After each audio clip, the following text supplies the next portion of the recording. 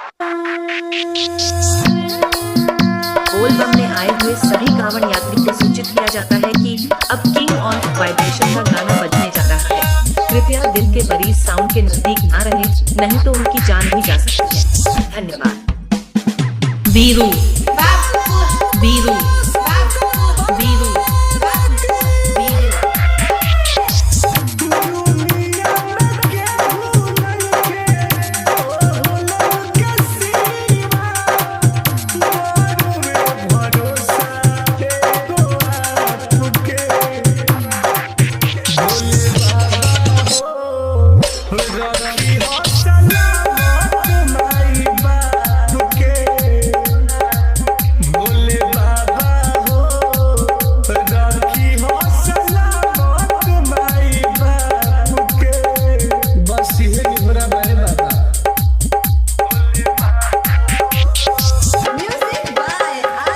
बीरू बीरू बीरू बीरू। गाँव कौन सा है जी? राजभर बस्ती। गाँव कौन सा है जी? राजभर बस्ती।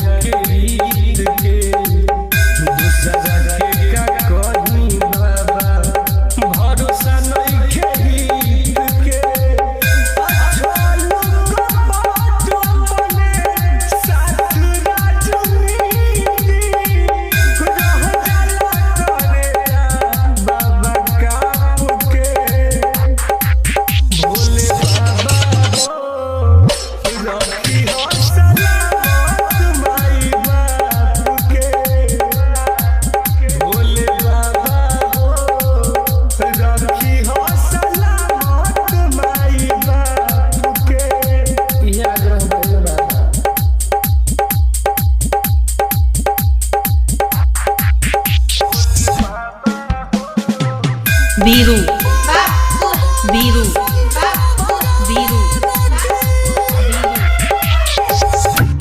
गाँव कौन सा है जी? राजभर बस्ती। गाँव कौन सा है जी? राजभर बस्ती। गाँव कौन सा है जी?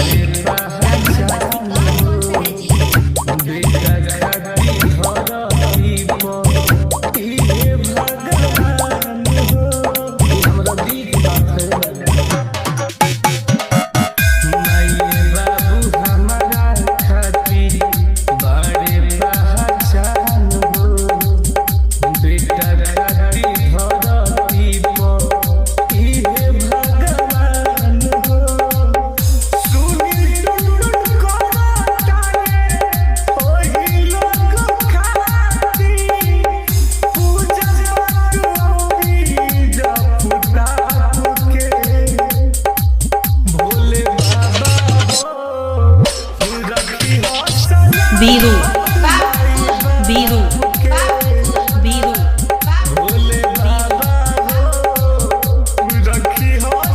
गाँव कौन सा है जी? राजभर बस्ती। गाँव कौन सा है जी? राजभर बस्ती। गाँव कौन सा है जी? राजभर बस्ती।